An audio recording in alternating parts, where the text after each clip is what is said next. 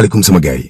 Mamadou Moustapha Ba ministre des finances bi fi nekkoon ab néewam daa yegg si ci réew mi ay bokkam bëgg ko denc procureur daal ne ni mu génnee àdduna du mort naturel dénk na enquête bi dikk maître El Hadj Diouf ak njabootam daal ne nañ leen delloo seenub néew dañ ko bëgg a denc.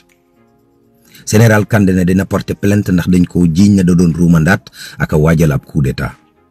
Nabou Leye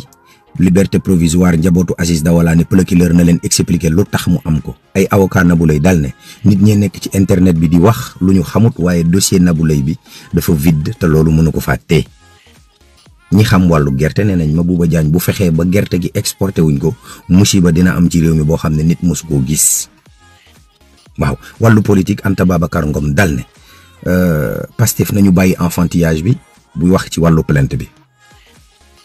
Adama Faye rakub gorob président Macky Sall ba dal ne diggante Amadou Ba ak président Macky Sall ñoom ñaar xaalis moo dox seen diggante coowal xaalis la.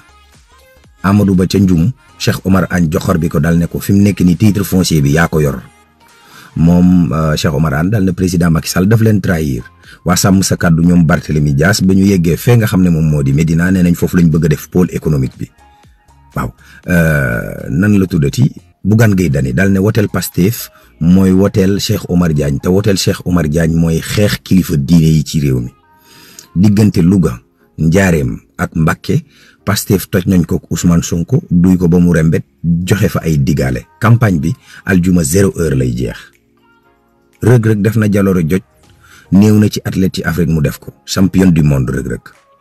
Thiès benn xale bu jigéen moo fa dugg ca benn boîte di voler di suus ba dee ca biir boîte ba wallaay ndeysaan. nan la tuddati waa tiir waa suppukaay tiir cadré waa leen di nuyu baax di leen ñaanal kenn ak jàmm may nuyoo noonu nuyoo bëgguma benn problème allez